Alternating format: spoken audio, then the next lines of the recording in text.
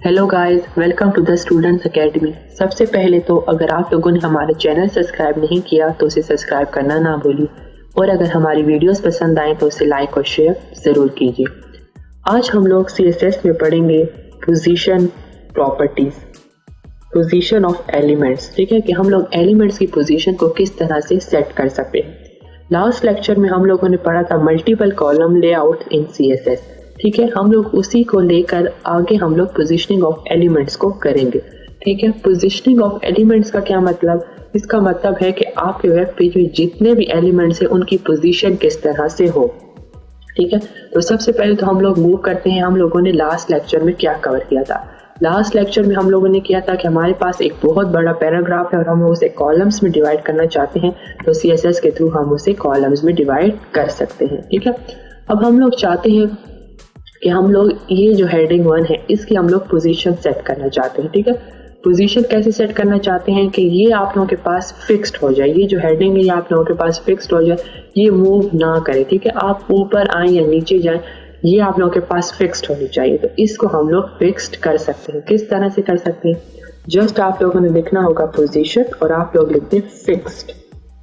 ठीक है, तो पोजीशन फिक्स करने से आप लोगों के पास क्या होगा? इसकी पोजीशन हो जाएगी फिक्स्ड। ठीक है, आप ऊपर आ रहे हैं या नीचे आ रहे हैं, ये आप लोगों के पास एक ही जगह पे फिक्स्ड हो जाएगा। इससे कोई भी फर्क नहीं पड़ेगा ऊपर या नीचे जाने से।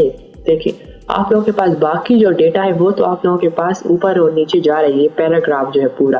ठीक है, ये तो आप लोगों के पास ऊपर और नीचे तो जा रहा है, लेकिन इस हेडिंग 1 को आप लोगों ने फिक्स किया हुआ है। ठीक है, इस हेडिंग 1 को आप लोगों को फिक्स किया है, जिसकी वजह से ये फिक्स हो चुका है और ये मूव नहीं कर रहा। ठीक है, अगर आप चाहते हैं कि ये मूव करे तो इसके लिए हम लोग यूज करते हैं एब्सोल्यूट। ठीक है, क्या यूज करते हैं? एब्सोल्यूट।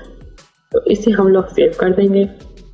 तो अब आप देखें वो फिक्स नहीं है। ठीक है, अगर आप लोग फिक्स करना चाहते हैं तो आप लोग रख देंगे पोजीशन फिक्स्ड, और अगर फिक्स नहीं रखना चाहते तो आप लोग यूज करेंगे पोजीशन एब्सोल्यूट। ठीक है, नेक्स्ट आप लोग करना चाहते हैं, नेक्स्ट हम लोग मूव करते हैं ओवरलैपिंग ऑफ एलिमेंट्स। ठीक है, ओवरलैपिंग ऑफ एलिमेंट्स का क्या मतलब कि एक एलिमेंट दूसरे के ऊपर ओवरलैप करे। ठीक है, आप लोग चाहते हैं कि ये जो मेरा टेक्स्ट है इसके पीछे एक इमेज डिस्प्ले हो जाए। ठीक है, एक इमेज हो और उसके ऊपर ये सारा टेक्स्ट डिस्प्ले हो जाए, तो वो भी हम लोग कर सकते हैं। पहले तो हम लोग इस पोजीशन एब्सोल्यूट को खत्म कर देते हैं और ऐसा करते हैं हम लोग अपने वेब पेज पे एक इमेज डाल देते हैं। ठीक है, इमेज सोर्स हम लोग रख देते हैं for example 2.css।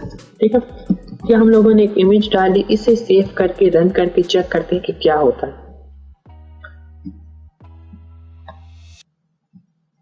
Sorry, 2.jpg, sorry css.jpg, image का नेम मैंने गलत डाल दिया था। इमेज है आप लोगों के पास css.jpg, इसे सेव करके रन करके चेक करते हैं क्या होता है। तो ये क्या हुआ, हमारे पास एक नीचे इमेज डिस्प्ले हो गई, लेकिन हम लोग चाहते हैं कि इमेज जो है यहाँ ऊपर डिस्प्ले हो, इस पैराग्राफ के पीछे जितना भी टेक्स्ट है। ठीक है, उसके पीछे इमेज डिस्प्ले हो और जो सारा टेक्स्ट है वो आप लोगों के पास इमेज के ऊपर डिस्प्ले हो। तो उसके लिए हम लोग क्या करते हैं, हम लोग Z इंडेक्स यूज करते हैं। ठीक है, उसके लिए ओवरलैपिंग के लिए हम लोग यूज करते हैं Z इंडेक्स। सबसे पहले तो हम लोग इमेज को करना चाह रहे हैं। ठीक है, टेक्स्ट उसके इमेज के ऊपर आए तो हम लोग इमेज यूज करेंगे। ठीक है, उसमें हम लोग रख देंगे इमेज की पोजीशन, पोजीशन हम लोग रख देंगे एब्सोल्यूट, कि इमेज मूव करे, फिक्स्ड ना हो। ठीक है, फिर हम लोग रख देंगे लेफ्ट से इमेज का डिस्टेंस कितना हो, 0 पिक्सल। ठीक है, और टॉप से इमेज का डिस्टेंस कितना हो वो भी हम लोग रखते हैं 0 पिक्सल। ठीक है, और अब हम लोग डिफाइन करेंगे Z इंडेक्स। ठीक है, Z इंडेक्स हम लोग रख देंगे -1।